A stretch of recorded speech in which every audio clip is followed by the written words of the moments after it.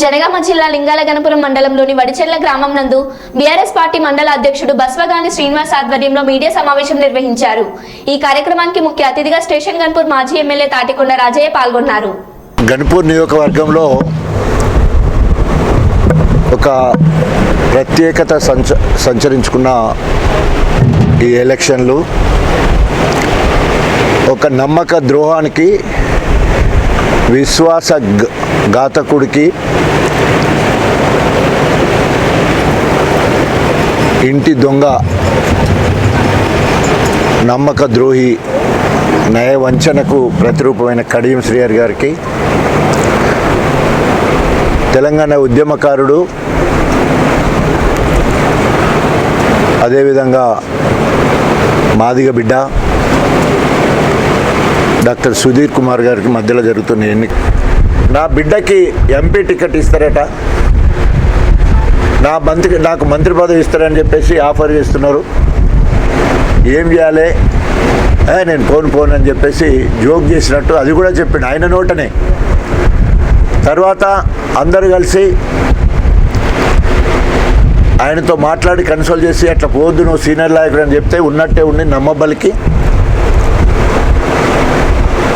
వీళ్ళందరూ కలిసి కడియం శ్రీహరి కూతురు కడియం కావ్యకు ఎంపీ టికెట్ ఇవ్వడానికి కంటెస్టెడ్ ఎమ్మెల్యేలందరి సహకారంతో, పల్ల రాజశేఖర రెడ్డి గారి సహకారంతో అందరు కలిసి వారి బిడ్డకి టికెట్ ఇవ్వడం జరిగింది.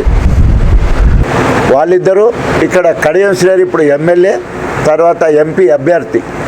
వీళ్ళిద్దరూ కాంగ్రెస్ పార్టీకి వస్తే సరి 100 కోట్లు, ఒక్కొక్కరికి 100 కోట్లు తీసుకొని కాంగ్రెస్ పార్టీకి అమ్ముడు పోయినట్టు మనం యూట్యూబ్ ఛానల్లో చూసినాం.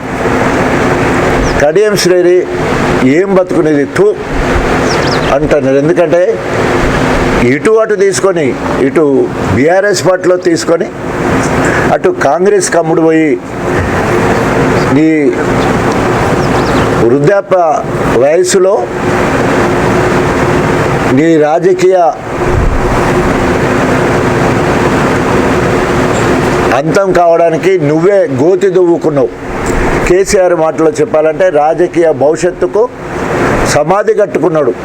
పెళ్లి లెక్క అందరినీ మోసం చేసి ఈరోజు కాంగ్రెస్ పార్టీలోకి ఎందుకు పోయినావంటే నియోజకవర్గ అభివృద్ధి కోసం పోయినంటాడు. ఇంతకన్నా నీచం ఉంటుందా? ఒకవేళ కనుక నిజంగానే అభివృద్ధి కోసం అయితే టీడీపీలో ఉన్న 10 సంవత్సరాలు గడ్డి పీకినవా? బీఆర్ఎస్లో ఉన్నంతసేపు గాడిద పనులు తోవినవా?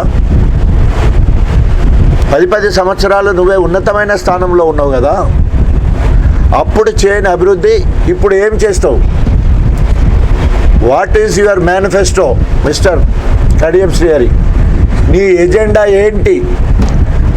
గన్పూర్ నియోజకవర్గంలో గిది సాధించడానికి నేను కాంగ్రెస్ పార్టీలోకి పోయినా, జాతీయ స్థాయిలో ఇండియా కూటమి కనుక అధికార కేంద్ర ప్రభుత్వం నుంచి గిది తీసుకొస్తా, లేదా కాంగ్రెస్ రాష్ట్ర ప్రభుత్వం ద్వారా గిది సాధిస్తా అని ప్రకటించాలని డిమాండ్ చేస్తూ ఉన్నాం. ఎందుకంటే మా నియోజకవర్గ ఎమ్మెల్యేవు నువ్వు, మేము గెలిపించిన ఎమ్మెల్యేవు.